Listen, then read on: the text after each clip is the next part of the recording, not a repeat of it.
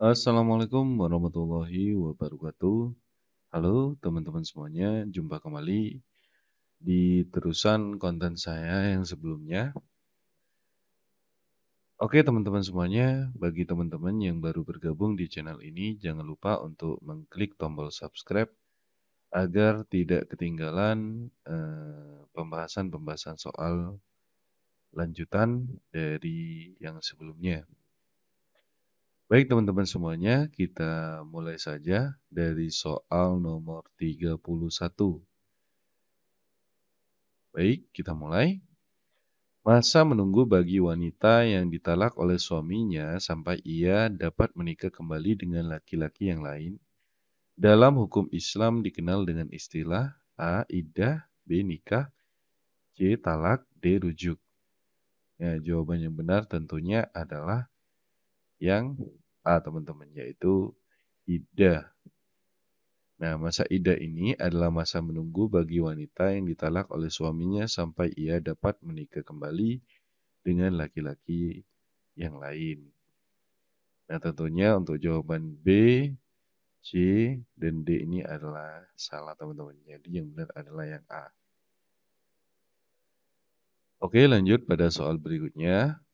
Berdasarkan peran dan tanggung jawab terhadap keluarga, perbandingan pembagian kewarisan antara pria dan wanita adalah A 2:3, B 2:4, C 1:3, D 2:1. Kita akan lihat satu persatu dari pilihan jawaban yang ini. Yang pertama dulu adalah yang A, 2:3. Ini salah. Karena 2:3 adalah untuk 2 orang anak perempuan atau lebih dengan syarat apabila tidak ada anak laki-laki. Berarti anak perempuan berbilang sedangkan anak laki-laki tidak ada. Maka mereka mendapat 2/3 dari harta yang ditinggalkan oleh bapak mereka. Jadi pilihan yang A ini salah. Kemudian yang B juga salah karena 2:4 atau setengah adalah untuk anak perempuan apabila ia hanya sendiri, tidak bersama-sama saudaranya. Jadi jawaban ini juga salah. Kemudian yang C juga salah karena 1:3 adalah untuk ibu. Apabila yang meninggal tidak meninggalkan anak atau cucu, atau anak dari laki-laki, dan tidak pula meninggalkan 2 orang saudara, baik laki-laki maupun perempuan, baik seibu, sebapak maupun sebapak saja atau seibu saja. Ini yang C juga pilihan yang salah. Kemudian jawaban yang D, nah ini jawaban yang benar. Yang mana perbandingan kewarisan antara pria dan wanita adalah 2:1. Jadi jawaban dari nomor soal 32 adalah yang D. Baik, kita lanjutkan pada soal berikutnya. Hak yang diselesaikan terlebih dahulu berkaitan dengan harta si mayat, yaitu A. Hutang piutang, B. Wasiat dan hibah, C. Infak dan sedekah, D. Zakat dan sewa. Tentunya yang pertama kali diselesaikan itu adalah yang A, teman-teman. Karena hutang dan piutang harus diselesaikan terlebih dahulu sebelum yang lainnya. Tentunya seperti itu. Jadi, untuk jawaban yang benar dari soal nomor 33 adalah A. Yang B ini salah, yang C juga salah, kemudian yang D juga salah. Jadi yang benar adalah yang A. Baik, lanjut pada soal berikutnya, yaitu soal nomor 34. Berikut ini adalah hal-hal yang berkaitan dengan rukun wasiat, kecuali A. Ada orang yang berwasiat, B. Ada yang menerima wasiat, C.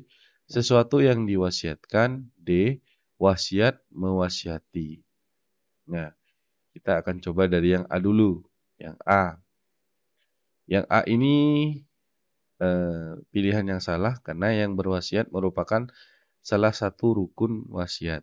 Kemudian yang B juga salah karena yang menerima wasiat merupakan salah satu rukun wasiat. Kemudian yang C juga salah karena sesuatu yang diwasiatkan merupakan salah satu rukun wasiat. Tentunya jawaban dari soal nomor 34 adalah yang D, yaitu wasiat mewasiati. Wasiat mewasiati bukan merupakan rukun dari wasiat. Kira-kira seperti itu, teman-teman. Baik, kita lanjutkan pada soal berikutnya, yaitu soal 35 dan 36. Jika ahli waris dari pihak laki-laki hidup semua, maka yang mendapat harta pusaka dari mereka hanya 3 orang saja, yaitu bapak, anak laki-laki, dan A. sepupu laki-laki, B. suami, C. keponakan laki-laki, D. adik laki-laki. Kita mulai dari sepupu laki-laki dulu. Nah, sepupu laki-laki ini tidak termasuk dalam kasus ini. Kemudian yang B, nah di sini yang benar adalah yang B, yaitu suami. Yang berhak mendapat harta pusaka dari mereka hanya 3 orang saja, yaitu bapak, anak laki-laki, dan suami. Baik, kita lanjutkan pada soal nomor 36. Sedangkan bila ahli waris dari pihak perempuan masih hidup semua, maka yang mendapat harta waris berikut ini kecuali A. anak perempuan, B. anak perempuan dari anak laki-laki, C. saudara perempuan seibu sebapak, D. saudara ipar perempuan. Nah, kita coba dari pilihan yang A, anak perempuan dulu. Nah, karena bila ahli waris dari pihak perempuan masih hidup semua, yang mendapat harta waris adalah anak perempuan. Jadi, jawaban ini yang pilihan yang A adalah salah. Kemudian yang B, karena anak perempuan dari anak laki-laki yang mendapat harta waris. Ini juga pilihan yang salah. Kemudian yang C, saudara perempuan seibu sebapak. Karena saudara perempuan seibu sebapak yang mendapatkan harta waris. Ini juga pilihan yang salah. Jadi pilihan yang benar adalah yang D, yaitu saudara ipar perempuan tidak mendapat harta waris. Nah, baik, kita lanjutkan pada soal berikutnya, yaitu soal nomor 37 dan 38. Saudara seibu tidak mendapat waris karena ada orang-orang yang disebutkan di bawah ini, kecuali anak baik laki-laki dan perempuan, B. anak dari anak laki-laki, baik laki-laki maupun perempuan, yang C. bapak, D. istri. Kita mulai dari yang A dulu. Yang A ini adalah pilihan yang salah. Kenapa? Karena anak baik laki-laki maupun perempuan penghalang saudara seibu untuk mendapatkan harta waris. Jadi bukan pilihan yang tepat. Kemudian yang B itu juga salah. Kenapa? Karena anak dari anak laki-laki, baik laki-laki maupun perempuan, penghalang saudara seibu untuk mendapatkan harta waris. Kemudian kita lihat yang C. Yang C juga salah. Kenapa? Karena bapak penghalang saudara seibu untuk mendapat harta waris. Tentunya untuk jawaban dari soal nomor 37 adalah yang D, yaitu istri. Oke, kita lanjutkan pada soal nomor 38.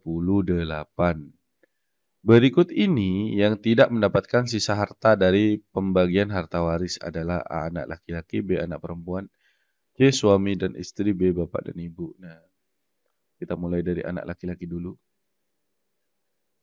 Ini adalah pilihan yang salah. Kenapa? Karena anak laki-laki mendapat sisa harta karena masih ada ahli waris yang lebih dekat, seperti bapak atau ibu. Kemudian yang pilihan B, anak perempuan. Anak perempuan mendapatkan sisa harta karena masih ada ahli waris yang lebih dekat, seperti bapak atau ibu. Kemudian yang C, suami dan istri. Nah, tentunya untuk jawaban nomor 38 ini adalah yang C. Karena suami dan istri tidak mendapatkan sisa harta karena masih ada ahli waris yang lebih dekat seperti bapak dan ibu. Jadi jawaban yang benar adalah yang C. Baik, kita lanjutkan pada soal nomor 39 dan 40. Secara etimologis, kata zakat berakar pada kata zakia, yazka, tazkian, yang artinya kecuali A. membangun, B. menumbuhkan, C. membersihkan, D. merombak. Yang pertama dulu, yang A. membangun. Membangun merupakan arti etimologis, masuk dalam arti etimologis. Kemudian yang B juga masuk pada arti secara etimologis. Kemudian yang C membersihkan pun juga dari arti etimologis. Tentunya untuk jawaban 39 adalah yang D, yaitu merombak. Merombak merupakan arti etimologis. Baik, lanjut pada soal nomor 40. Di antara tujuan dikeluarkannya zakat adalah sebagai berikut kecuali A. membantu kesulitan fakir miskin, B. membina tali persaudaraan sesama umat Islam, C. mengharapkan pujian dari masyarakat yang telah dibantu, D. menjembatani jurang pemisah antara si kaya dan si miskin. Nah, di sini tujuan dikeluarkannya zakat adalah sebagai berikut. Yang A ini yang jelas pilihan yang salah. Kemudian yang B juga pilihan yang salah. Yang C mengharapkan pujian dari masyarakat yang telah dibantu. Tentunya ini kurang tepat ya teman-teman. Jadi jawaban yang nomor 40 adalah yang C. Baik, kita lanjutkan pada soal berikutnya, yakni soal nomor 41. Saya gabung saja dari soal nomor 31 sampai 50. Saya jadikan satu video saja. Besar zakat yang harus dikeluarkan untuk rikas atau makdin adalah sebesar A 5%, B 10%, C 20%, D 2,5%. Kita mulai dari yang A dulu, 5%. Ini adalah jawaban yang salah karena 5% tidak ada ketentuan dalam besaran zakat.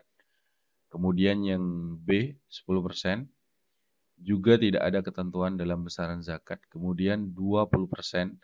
Nah, 20% para ulama sepakat bahwa orang yang menemukan benda-benda terpendam wajib mengeluarkan zakatnya 1/5 bagian, yakni 25%. 20%. Nah, jadi jawaban yang benar itu adalah yang C. Kemudian nomor 42, sedekah disamakan dengan zakat jika dipahami dengan sedekah A. wajibah, B. mandubah, C. memfungsikan harta untuk kemaslahatan umum, D. membelanjakan uang. Jadi kita mulai dari yang A dulu. Wajibah artinya sesuatu hukumnya wajib. Nah, jadi jawaban dari nomor 42 itu adalah yang A, yaitu wajibah. Baik, kita lanjutkan pada soal nomor 43 dan 44. Infak bermakna membelanjakan harta di jalan Allah. Makna jalan Allah adalah kecuali A. untuk perjuangan menegakkan agama Allah, B. berbuat kebajikan demi mengharap ridho Allah, C. memfungsikan harta untuk kemaslahatan umum, D. membelanjakan uang.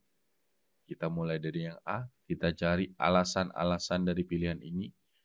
Yang A ini salah, yang B juga salah, yang C juga salah, karena ini juga masih dalam membelanjakan harta di jalan Allah. Kemudian yang D, nah ini yang D. Karena tidak ada penjelasan di sini, hanya membelanjakan uang. Kita lanjutkan pada soal nomor 44. Pembelanjaan harta dikategorikan hibah apabila tujuannya A. Mendapatkan penghargaan dari masyarakat, B. Memberdayakan milik Allah kepada orang lain, C. Menarik simpati masyarakat, D. Membiayai masyarakat. Nah, di sini adalah pembelanjaan harta dikategorikan hibah apabila tujuannya. Yang dari A dulu. A. Mendapatkan penghargaan dari masyarakat. Salah. Yang B. Memberdayakan milik Allah kepada orang lain. Nah, ini yang baru benar. Jadi jawaban dari soal nomor 44 ini adalah yang B. Oke, kita lanjutkan pada soal berikutnya, yakni 45 dan 46. Sesuai asal kata wakaf itu sendiri, yang berasal dari kata bentukan wakofah yakifu, yang artinya A. Mendirikan, B. Merombak, C. Membangun, D. Membersihkan. Nah, ya yang A dulu, ya ini mendirikan. Wakofah artinya mendirikan. Nah, memang benar ya teman-teman. Jadi, jawaban dari nomor 45 ini adalah yang A. Baik, lanjut pada soal nomor 46. Wakaf sebagai lembaga Islam mempunyai beberapa rukun. Tanpa adanya rukun-rukun tersebut, wakaf tidak dapat berdiri. Berikut ini termasuk antara rukun wakaf kecuali yang A. Harta yang diwakafkan, B. Penerima wakaf, C. Akad serah terima, D. Petugas pemerintah. Nah, kira-kira jawabannya itu yang mana teman-teman? Kita mulai dari yang A dulu. Yang A ini salah karena salah satu rukun wakaf harus ada harta yang diwakafkan. Kemudian yang B ini juga salah karena salah satu rukun wakaf harus ada pihak yang menerima wakaf. Kemudian yang C, yaitu akad serah terima, ini juga salah karena salah satu rukun wakaf harus ada akad serah terima atau ijab kabul. Nah, yang D ini, yaitu petugas pemerintah. Nah, ini jawaban yang benar. Petugas pemerintah tidak menjadi salah satu rukun dalam wakaf. Jadi, ini jawaban yang benar, teman-teman. Jadi, nomor 46 jawabannya adalah yang D. Baik, kita lanjutkan pada soal berikutnya, yaitu nomor soal 47 sampai 48. Nah, seorang wakif harus mempunyai syarat-syarat tertentu untuk mendapat melaksanakan wakaf. Salah satu syarat wakif adalah tabarru. Artinya, A. Melepaskan hak milik tanpa mengharapkan imbalan. Yang B. Mempunyai hak milik atas barang yang diwakafkan. Yang C. Wakaf yang diberikan tidak memberatkan keluarga wakif. Yang B. Barang yang diwakafkan harus memberi manfaat untuk umat. Kita coba satu persatu. Kita lihat alasan-alasan dari pilihan ini. Yang pertama, tabarru artinya melepaskan hak milik tanpa mengharapkan imbalan. Jadi jawaban yang benar 47 adalah yang A. Kita coba lihat yang B. Yang B ini salah karena tabarru bukan berarti seorang mempunyai hak milik atas barang yang diwakafkan. Kemudian untuk yang C juga salah karena tabarru bukan berarti wakaf yang diberikan tidak memberatkan keluarga wakif. Nah, kemudian yang D ini juga salah karena tabarru bukan berarti barang yang diwakafkan harus memberi manfaat kepada umat. Jadi jawaban yang benar itu adalah yang A, yaitu tabarru. Artinya melepaskan hak milik tanpa mengharapkan imbalan. Kita lanjutkan pada soal nomor 48. Nah, di sini pertanyaannya adalah meskipun di Indonesia belum diberlakukan hukum Islam secara resmi, namun pada kenyataannya hukum Islam sudah ada di Kepulauan Indonesia sejak A. Orang Islam datang dan bermukim di Nusantara. B. rakyat Indonesia bangkit melawan kolonialisme Belanda. Yang C, pemerintahan kolonial Belanda menjalankan politik etis. Yang D, Indonesia merdeka 17 Agustus 1945. Nah, kita mulai dari yang pilihan yang A dulu. Yang A ini, orang Islam datang dan bermukim di Nusantara. Nah, ini memang sudah benar. Jawaban yang 48 adalah yang A. Kemudian yang B, kita coba lihat alasannya. Ini salah. Kemudian yang C juga salah. Yang D juga salah. Jadi jawaban yang benar adalah yang A. Baik, kita lanjutkan pada soal terakhir, yaitu 49 dan 50. Hukum Islam di Indonesia ada yang berlaku secara normatif dan ada yang berlaku secara yuridis formal. Hal-hal yang diatur oleh hukum yuridis formal adalah A. Hukum yang mengatur hubungan manusia dengan manusia lain dan benda dalam masyarakat. B. Hukum yang mengatur hubungan manusia agar terjalin hubungan yang saling memberi manfaat. Yang C. Hukum yang mengatur pelaksanaan ibadah sholat, puasa haji, dan lain-lain. Yang D. Hukum yang mengatur sanksi di masyarakat terhadap pelaksanaan hukum normatif. Kita coba dari yang A dulu. Yang A ini salah karena hukum yuridis formal adalah hukum yang mengatur hubungan manusia dengan manusia lain dan benda dalam masyarakat. Kemudian yang B. Yang B ini adalah jawaban yang benar karena yuridis formal artinya adalah hukum yang mengatur hubungan manusia agar terjalin hubungan yang saling memberi manfaat. Nah, jawaban yang benar adalah yang B. Lanjut pada soal terakhir, yaitu soal 50. Keharusan adanya catatan pernikahan merupakan usaha reaktualisasi hukum Islam dalam bentuk A, formulatif, B, definitif, C, akumulatif, D, hukum yang mengatur sanksi di masyarakat terhadap pelaksanaan hukum normatif. Kita mulai dari yang A dulu, yaitu formulatif. Nah, formulatif ini artinya semacam contoh akan tetapi tidak ada hubungannya dengan pernikahan. Jadi, jawaban ini adalah salah. Yang B yaitu definitif. Definitif artinya adalah ketentuan tetapi tidak ada kaitannya dengan pernikahan juga. Kemudian yang C yaitu akumulatif. Nah, ini juga pilihan yang salah karena akumulatif artinya adalah kesimpulan akhir tetapi tidak ada hubungannya dengan pernikahan. Jadi jawaban dari soal nomor 50 tentunya yang benar adalah yang D. Yakni administratif merupakan pencatatan dari pemerintah bahwa seseorang sudah memiliki status nikah. Yakni hukum yang mengatur sanksi di masyarakat terhadap pelaksanaan hukum normatif. Nah, mungkin itu saja teman-teman untuk part terakhir dari pembahasan soal. Saya akan lanjutkan untuk soal manajerial dan wawancara. Nantinya saya akan upload di konten saya selanjutnya. Dan bagi teman-teman yang memiliki saran, silahkan dicantumkan di kolom komentar. Dan bagi teman-teman yang belum subscribe channel ini, silahkan subscribe agar tidak ketinggalan setiap saya update video-video terbaru di channel ini.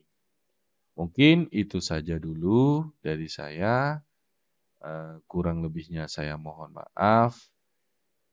Akhir kata, wassalamualaikum warahmatullahi wabarakatuh.